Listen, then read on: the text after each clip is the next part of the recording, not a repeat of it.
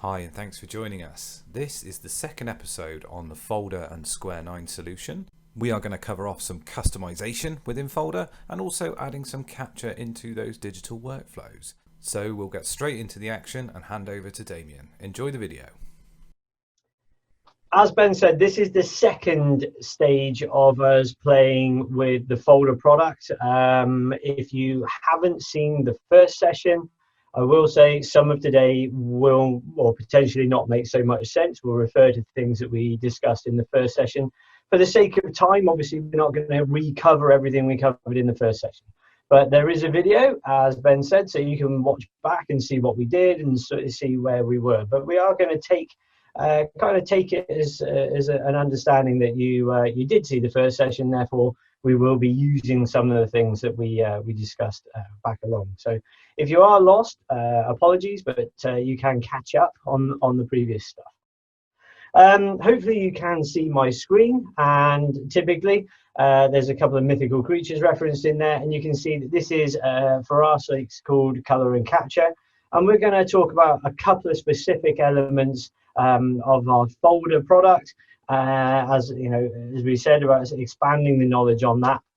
But also we're going to start to bring into the frame one of our capture products from the Square 9 thing, and just to try and push a couple of the boundaries and start to answer some of the questions that came out of the first session around where Foldr might be implemented, kind of things that you could do with it, and also how that might fit within, you know, specifically SMB, SME type businesses. So yeah, hopefully that you know, this will all follow on from the first session. Okay, so starting off, last time we spoke about Foldr, we kind of introduced the Foldr product and our 2-year history with it and where it is and so on. But today we are going to start bringing in another one of our products here. We're going to start talking about this Square 9 component of capture, or the global capture tool. So very quickly, if you haven't attended any of our content on Square 9, then to introduce them, Square 9 are a 20-year-old organization that have been specifically named Square 9 for about 15 years. They have around 17,000 active organizations using them globally, around 100 employees, but they're consistently based in the US, and so you've probably never heard of them. So they definitely constitute, you know, or take up one of our roles as unicorns. So again, what we're referring to here is organizations that have good product, great support, strong commercials.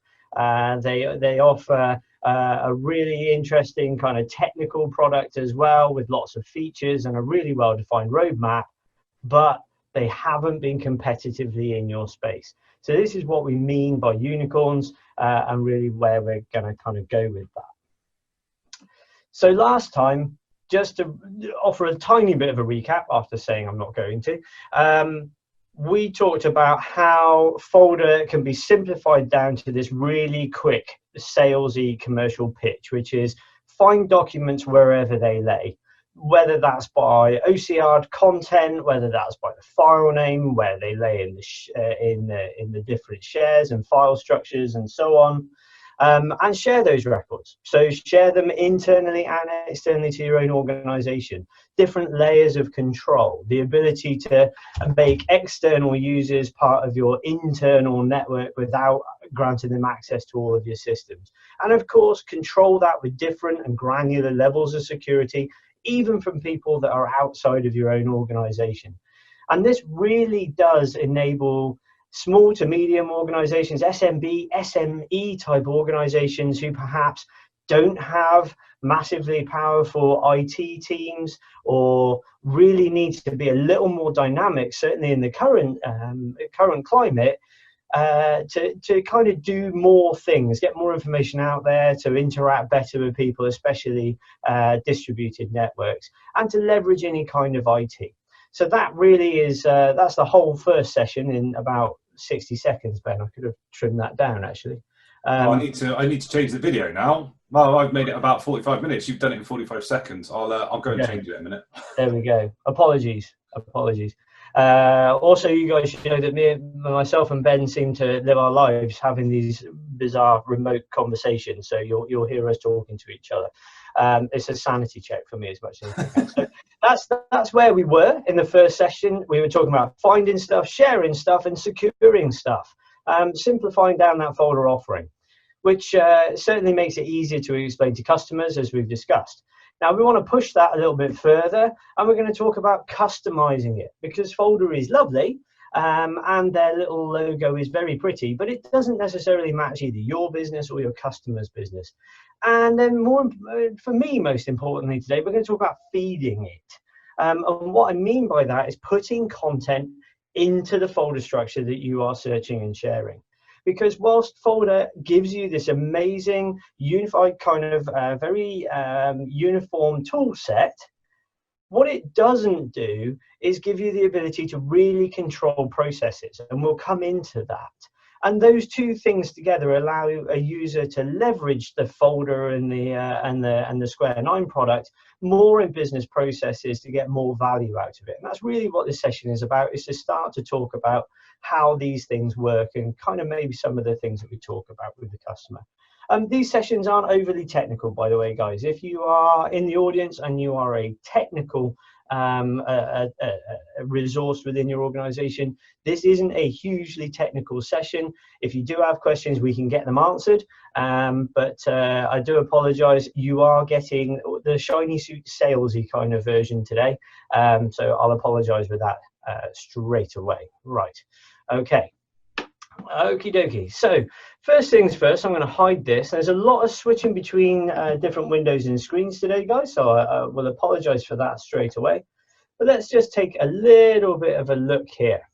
And this is kind of fairly simplistic stuff. If anyone's played with the Foldr tool, they may well be familiar with this, but hopefully what you can see now is the front end to the Foldr Web Appliance. And we spent a fair amount of time wandering around this Web Appliance last time. So if any of this loses you, do go back to that link that, that Ben has shared and take a glance at what we were doing last time.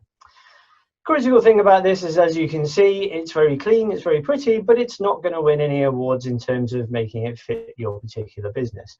So what we want to do is just look at some of the simple customization stuff that we can do within Foldr. So I'm actually going to come in to the appliance settings area, and you can see here that I'm in the customize space, and it's very, very simple for an organization to change what they're going to do. So let's just remind ourselves that Foldr has these nice generic messages. What we're going to do, and I'm going to do some cutting and pasting about now, and hopefully some of this will make some level of sense.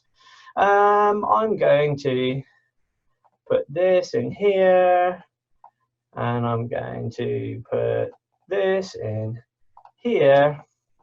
Trouble with 3 screens, Ben, is it's a long way to move your mouse to get your stuff to copy and paste it. That's your daily exercise right there, dude. It is, it is. I've got one really strong wrist. Shouldn't perhaps say that. But there we go. I was going to say, please, baby, we're trying to keep this one clean. Fair one, fair one. Right, okay. So we've just started to change some text. All right, that's not too onerous. Let's do that. Let's start to look at some colors, because these are all a little bit tame for me. So I'm going to go with some buttons. There we go. I'm going to start to drop some different colors in here. And of course, you can use the sliders if you want, but I have some colors. I do like a bit of wild pink there. I think that adds a certain something, you know. So let's just drop that in there as well. Where are we with a bit of menu bar? There we go. And I'm just, you could, of course, play with these if you like. I just wanted to make sure I had colors that actually worked with my links and doing whatever I wanted to. There we go. I'm also going to change a bit of active tab text. There we go, like this. There we go. I'm going to save those changes, and you can see that you shouldn't get too many switches here, because but we have got a couple of little things happening. But now, of course, I'd like to change the images. So I'm going to turn off those default images, and I am going to drag our little logo in here. There we are.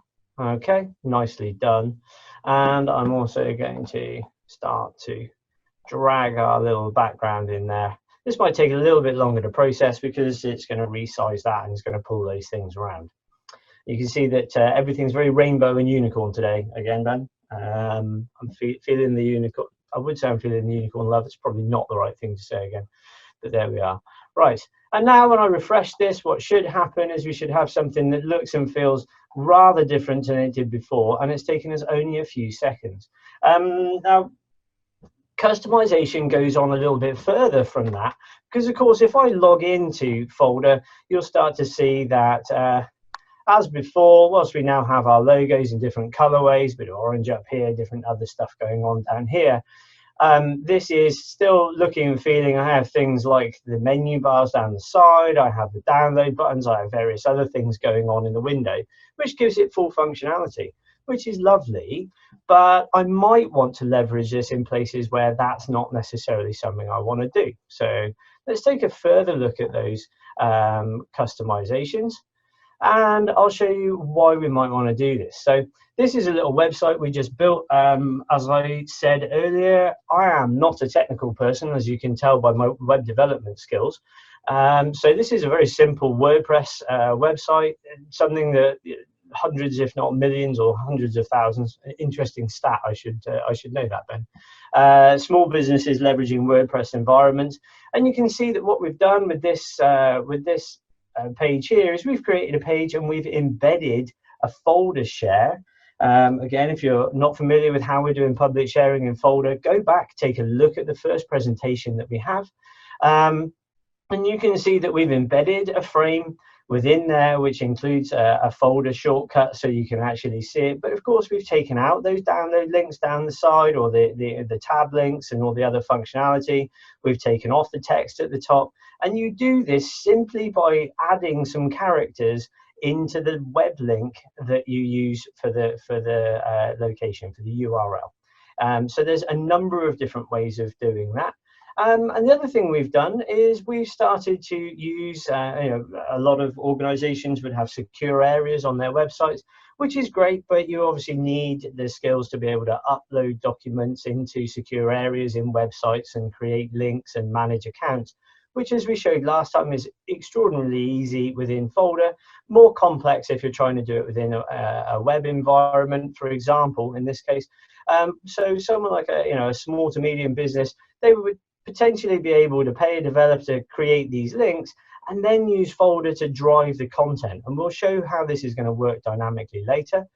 But I'm going to click this partner portal button, and I'm actually going to sign in as one of those external users we created last time, rather than a main user. I'm trying to remember the password because it's been in there for a while. And you can see that we've also customized this. So again, this is another place that we can customize how the pages are represented. And the place that you'll find this, if we go back into that settings area, back into customization, in the web app, I can create entirely new views, see which components are available to me simply by dragging and dropping. So for example, I might literally only want a My Files thing, and they can only have access to a single share. That might make a lot more sense. And I can secure that by users and groups, so external users, external groups. So you could even start to tier out different levels or different views based on the different types of external users that you create. And again, we explained users and groups and so on in the last video. But you can see there, what we're doing is just firstly starting to make Foldr look and feel so it fits in with the view of the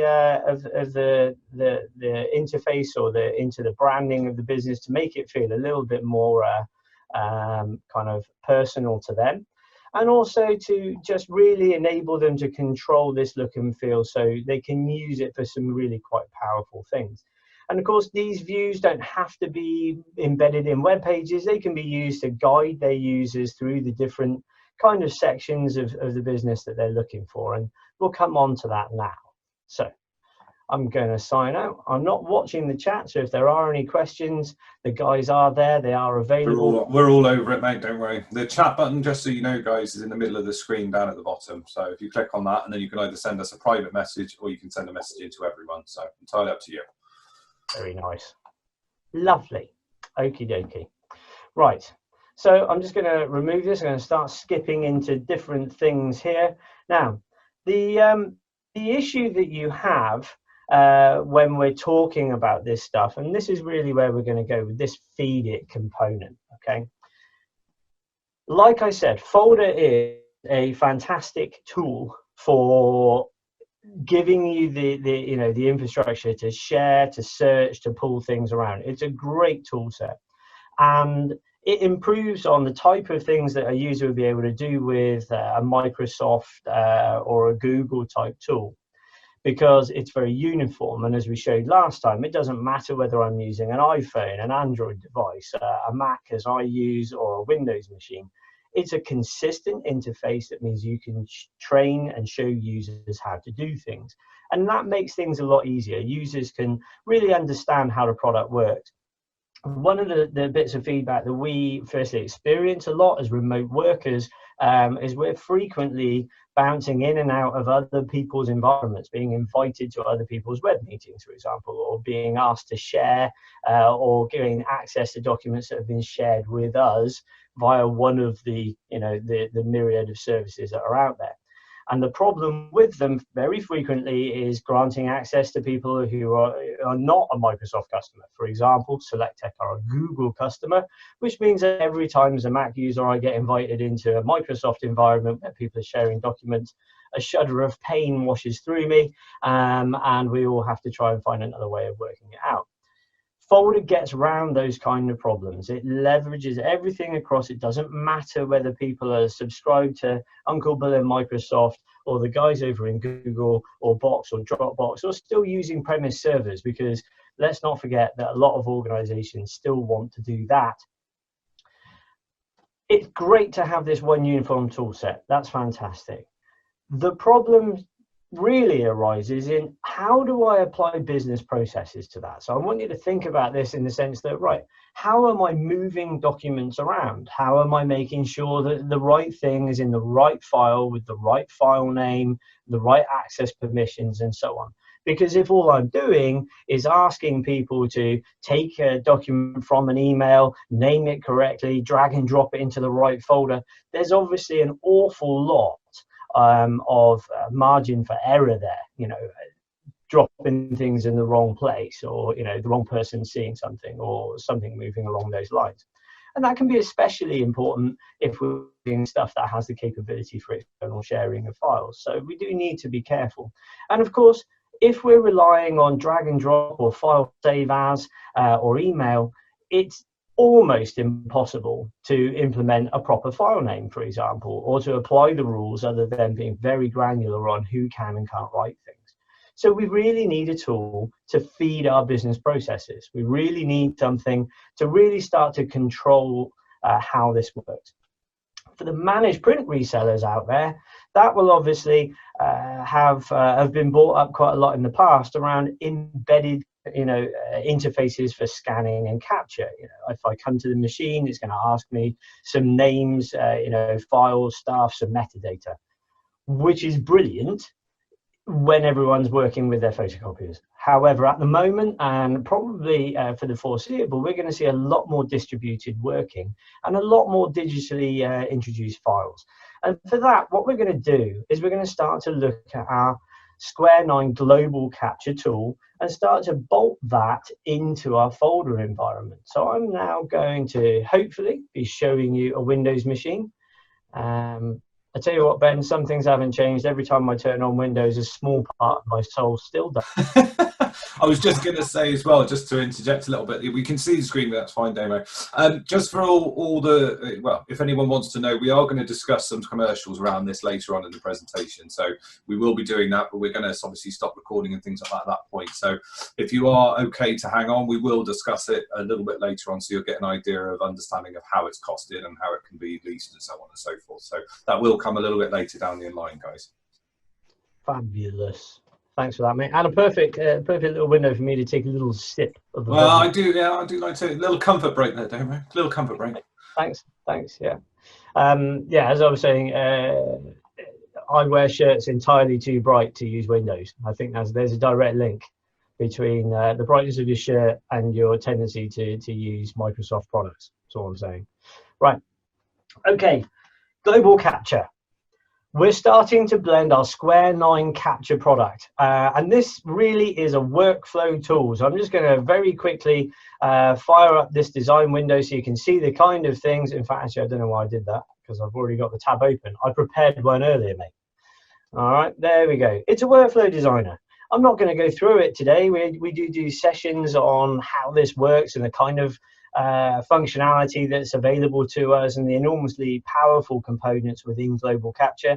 And if you're interested, by all means, grab a hold of us and we will run those sessions. We can even facilitate things like demo medias and NFRs and partner groups. All that good stuff is available. But at this stage, all we want to talk about is what we're looking to achieve.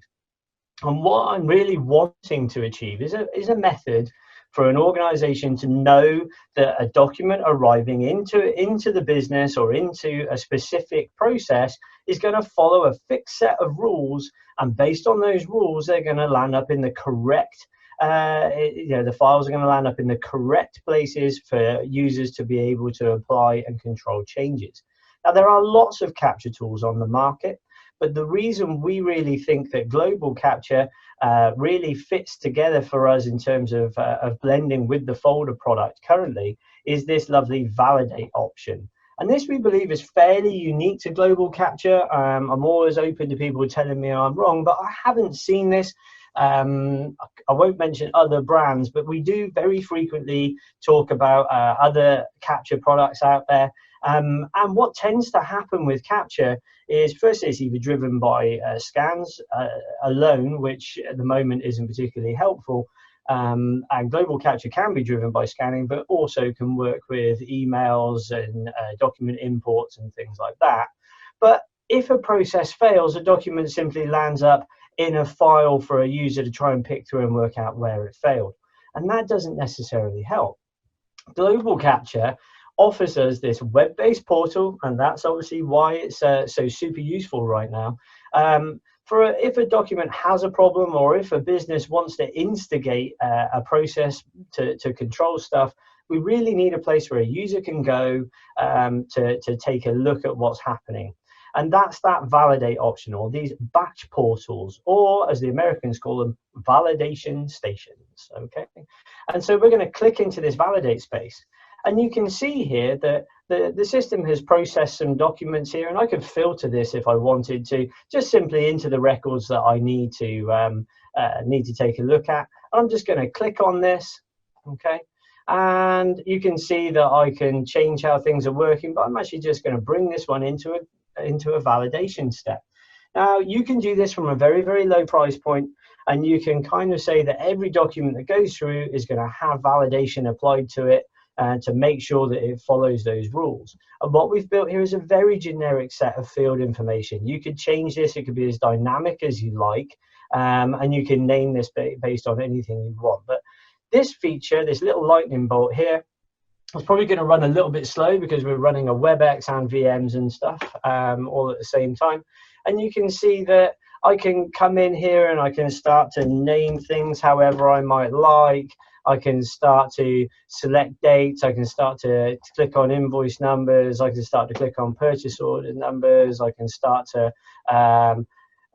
apply status fields. I can even start to do very, multiple fields. I can come across different stuff and it will scroll me through what I need. And then when I've got all that, I can simply approve that and throw that back out of the system. And if I take that a little step further, I'm going to just randomly, there's loads of different samples in here, so I'm just going to grab a couple of different things and copy those and throw them as if they came in by email or by scan. And I'm just going to very simply run those and turn on my watch process. There we go. And you should see now that those files get hoovered into the system and they land up in my little batch window being processed. Now I've set this workflow so that any kind of document can get dumped into the system and a human being can sit and validate it. We've even got email links that tell us that if a particular document has sat in the window for a particularly long time, you can see they're now validated or ready for validation, we would get alerts to tell us that something needs looking at. So I'm going to select the documents that I want, and I'm going to come into that validation step again. This is going to take a little bit longer because, as I said, I've got a wheezy old Mac today. But you can see that I can quite happily turn through here, turn on key-free indexing if I want to. It's a multi-page file, so it's going to take a little while. But I can change my, I'm going to say that's a HR file. I'm going to say that that one is an application form. It's an internal document. And the applicant name, I'm going to say, is Sarah Franklin, and I'm going to process that one. There we go. And now it's going to open me my next document if I want to. There we go. La la la. What's this one? Okay, and you can see that Foldr is now uploading that into those shared files. And again, I can turn on key-free, and I could do this by batch, by document. I could bring in multiple pages. I could start to burst pages apart here if I wanted to. So if I had a record that contains statements and invoices or any other kind of document right here, that was an AP thing. It's an invoice, and the supplier name is these guys, and the invoice number is that. Purchase order number is that, and a net amount is that. There we go, process that one. And you get the general gist of this. I can start to really pick up whatever I like here. Now this one's a little more interesting, okay, because when I open it up, you'll see that it's not an internal document at all. So what we've got is we put a switch on this to say that this is external. So I'm actually going to say, do you know what? This one's a marketing thing, and this one is a brochure. So it's come from one of the suppliers. In this case, it's our capture and share brochure. You definitely want to take a look at this. And I'm going to actually say that this supplier is Ben, simply so you can see where it goes. And the reason is that it's Ben's fault that I'm stood in the shed talking to everyone all the time. Always my fault. Just blame me. Everything is Ben's fault. Yeah, everything. Okay. Now, if we take a look back, let's just allow that. That's starting to update now. So what I'm going to do is I'm going to just have a little grope around in Foldr. There we go. And I'm going to log in. There we go. And this is all very cool. And in I come. And you can see that I've now created shares. If you look at the last video, we didn't have all these shares. So I've just created specific links that take me into specific sections.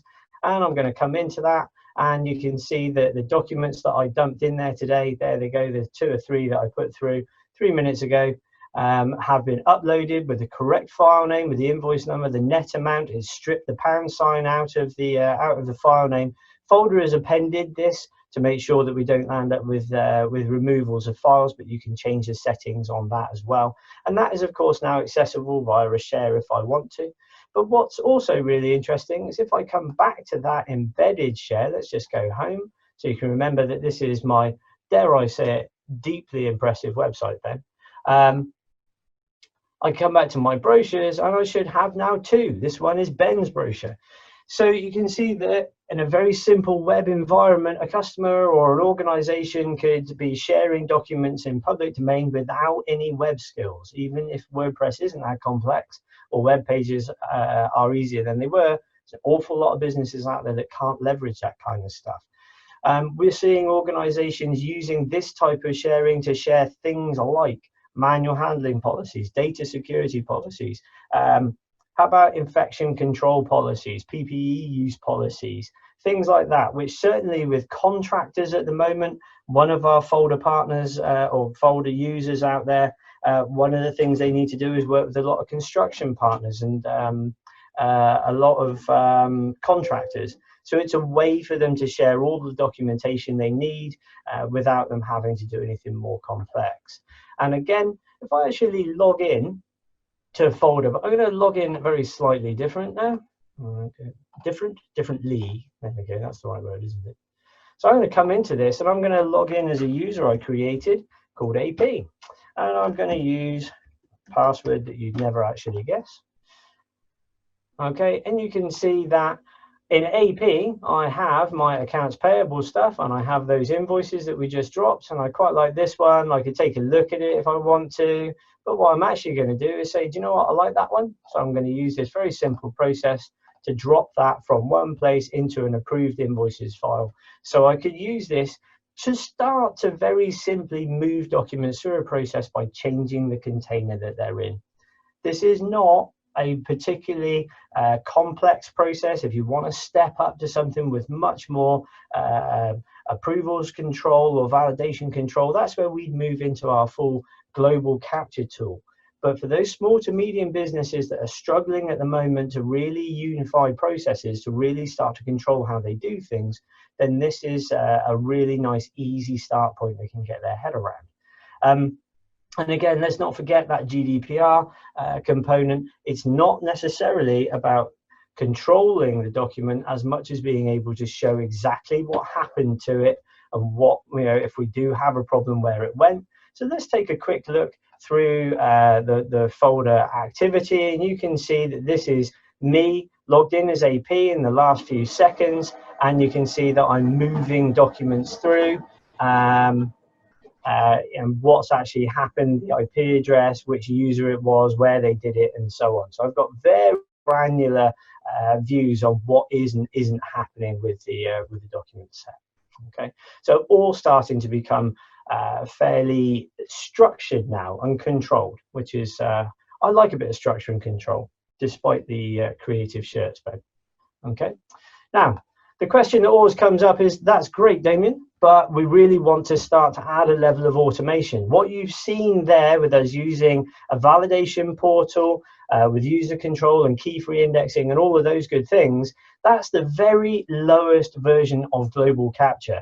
To talk about the specs that are available with Global Capture, you're talking about a product that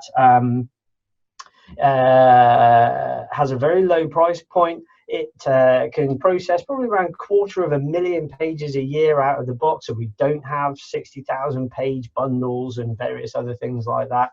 We can have unlimited outcomes from unlimited numbers of workflows, and we can control every single outcome based on a username. So I can start to control which users can launch files into rich folders and so on and so forth via these web portals. So nice and easy. However, if you want to step it up a little stage further, and I'm just going to make one simple change here to tell you what would happen, we could step the product up a little step further, as I'm going to do here, and I'm going to save. And this time what I'm going to do is I'm going to pick up some files. I'm just going to select a couple at random here, such as, let's do this, trying to remember my shortcuts. There we go, and I'm going to drop those into the process this time, and I'm going to run my workflow with my new changes. There we go. Obviously this would run in the background as a timed service, and you can see that Foldr's picked that up, or Global Capture has picked that up into its workflow. If I take a look at my batch process now, you'll see that those documents are coming through, and as we watch, always goes slower when you watch it, don't know why. You can see that this time, rather than me needing to get involved in the process, I have the ability, or the system has the ability to recognize the files based on templates. In this case, we've enabled zonal OCR and barcode recognition to classify the documents, to filter them out, and to deliver them where they want. So it's the next step up in the product. It's called Convey Plus. It's very simple to add, and you can see that this file obviously doesn't meet any of those criteria. So again, it's automatically bounced us into that validation step. So you can see that it doesn't know the department or the value, so it's asked a human being to intervene. And this is really what's important with Global Capture, coming back to that validation step. The problem with normal capture tools is they either work or they fail, and they route a document to one outcome or another. With Global Capture, we have portals, so a user can come into here in a secure way with encryption, and we can take a look at Global Capture validation. The document has not left the system, it is nowhere else, and I think that this one has come here because this is a marketing document. As you can see, this is my brochure, so I'm just going to push that. I'm going to say that this one is external. it is a brochure, and the supplier name in this case is Damien. There we go. And I'm going to do that. And I'm going to process the document. And I could have also, like I said, have timers on there that will give me emails, and you can see that's being uploaded. So let me just take a look and see what's sat in my email client. Hopefully we've got some stuff. You can see documents and alerts coming in to say that things that need to be processed, and I've got all these email alerts built in just the way that we explained last time with Foldr, and you can see where they've been driving in as well. Okay, so it's less for us about this kind of, oh, hold on, let me just find the correct thing. It is this leveraging it piece. It's about bolting those processes together to enable them to do whatever it is that that we want to do safely and securely. It's around answering that GDPR process. What happened where? You know, we can simply design our workflows and print those, and we know what our process for processing records and personal information is, and we can guarantee who an administrator or a data processing head has touched it and it's been processed against a set of rules. If it's around something like a financial process, I can make sure that particular users see access to it, and then leverage those accounts with that Foldr piece as well. And of course, we're customizing all that, so users are only seeing the components that they want to see, and it will have the look and feel. So if they're sharing stuff externally, it looks nice and professional. You know, it's recognizable. I don't know about you, but when somebody sends me a file share from, you know, sendbigfiles.com, well, hang on a minute. Who is this? It's an external organization. I've got to create another login. I don't want any of that. I want it to look and feel like it's the organization that I'm working with. And again, this doesn't affect the ability for a user. Let me just do this. Open my Foldr drive here. I'm using a Mac, as you can see, but Foldr is existing, and here's my files, and here's my Foldr section, and here's my invoices. There we go, and there's the documents that have been dumped in. So I can still use all the stuff that we discussed in the first session. I can do this within Windows, I could do it on my iPhone, so on and so forth. So all of that stuff remains the same. It's just about driving the files into the right places with the capture tool. And I think unless there's, I don't know whether. No, you're all right on the chat front of things, mate. There's the only thing was a comment from one of the people internally about the colour of your shirt. So I will refrain from putting that. Okay, well maybe the thing we should put in there is the link to the place that I find these fabric masterpieces. I think it's worthwhile putting the link to the website demo, the actual company thing that we created, because people can then go and see, and they can check, and they can tell that we weren't lying, we weren't making anything up. It's actually available to. It's a publicly hosted domain. Obviously, it's just a small website that's been created on a fake company, but it's just to give you an idea that those links that we're creating, that content that we're producing, is actually in real life. So yes, there you go. Unicorn Solutions, unicorn-solutions.co.uk. Watch that space; it will be magical. Well, yeah, it doesn't do a right lot, guys. Like I said, the caveat of that is I am not a web developer or a graphic designer, as you can clearly see. But you know, if I can do it, if I could run a business enough to share brochures and allow people secure logins right now, that would be enormously useful. Another thing I want to mention, Ben, because we haven't said it, we're rubbish at this. Guys, if you have not subscribed to our is it a newsletter? I'm not sure it is, or our updates type newsletter and updates. Yeah, the sort of general marketing side of things. He sounded like a granddad then, didn't he? Oh, get on the newsletter. Get on the, oh, well, it's normally, Ross, I sound like a YouTuber. Yeah, smash that subscription link and all that stuff. If someone throws the subscription link into the chat, guys, we're running a lot of WebExes, a lot of content. We're sharing a lot of demo stuff, a lot of the workflows and things that we're using in these demos. We can give you to play with, as well as access to stuff like Foldr NFRs and Square 9 Media and things like that.